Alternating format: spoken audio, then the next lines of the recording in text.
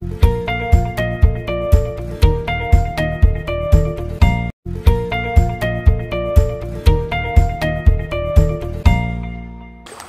The lord. యేసుక్రీస్తు దివ్యనామంలో ఉదయకాల సమయంలో ప్రభుతో ప్రతిదినం అని ఆధ్యాత్మిక కార్యక్రమాన్ని వీక్షించుచున్న దేవుని బిడ్డలైన మీ అందరికీ నా హృదయపూర్వక వందనాలు చెల్లిస్తున్నాను. ప్రియులారా, బాగున్నారా?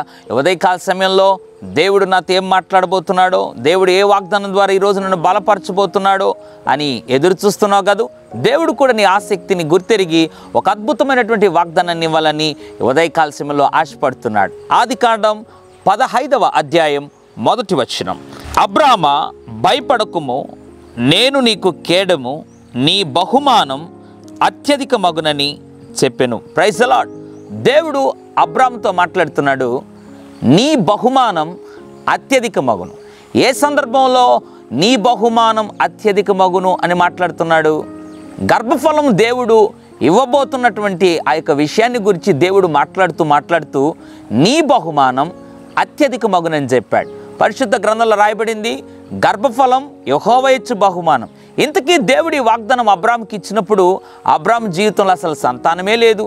వారిరువురికి, అబ్రాము సారాలకు అసలు సంతాన ప్రాప్తి ఇంకా అనుగ్రహించబడలేదు. అయితే దేవుడు నీ బహుమానం అత్యధిక మగున అన్నాడు. అంటే ఏ సందర్భంలో చెప్పాడు బహుమానం అని? సంతానము లేనప్పుడే చెప్పాడు.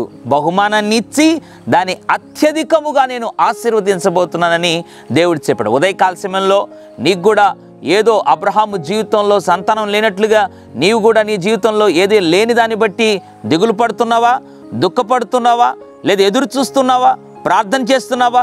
దేవుడు ఈ ఉదయకాల సమయంలో నీకు వాగ్దానం చేస్తున్నాడు. అబ్రాముకి దేవుడు సంతానాన్ని బహుమానంగా ఇచ్చి దాన్ని అత్యధికముగా చేసినట్లుగా నీకు కూడా దేవుడు నీవు ఎదురు చూస్తున్న వాటిని బహుమానంగా ఇవ్వడం మాత్రం కాకుండా అతి త్వరలో వాటి ద్వారా నిన్ను గొప్పగా అత్యధికంగా ఆశీర్వదించబోతున్నాడు. నీ పరిచర్య దీవించబడబోతా ఉంది. నీ కుటుంబం అత్యధికంగా ఆశీర్వదించబడబోతా ఉంది.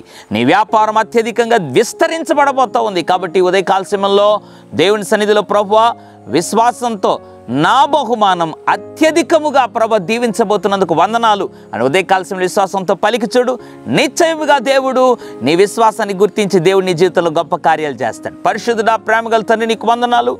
నీ బహుమానం అత్యధిక మగునని మాట్లాడినందుకు స్తోత్రం. ఎంతమంది అయితే ప్రభువా విశ్వసిస్తున్నారో వారందరి జీవితంలో నీవివ్వబోయేటువంటి బహుమానం లేదా నీవివ్వబోయేటువంటి ఆశీర్వాదాలు, వారు ఎదురు చూస్తున్నవి నీవు ఇవ్వబోయేటువంటి ఆ యొక్క విధానంలో వారిని అభివృద్ధి చేసి ఆశీర్వదించబడబోతున్నందుకు వందనాలు చెల్లిస్తూ, వారిని విస్తరింపజేయబోతున్నందుకు వందనాలు చెల్లిస్తూ, మహిమ చెల్లిస్తూ ఆ విశ్వాసంలో స్థిరపరిచి నీ బిడ్డలు నడిపించమని యేసు నామములో ప్రార్థిస్తున్నాను తండ్రి.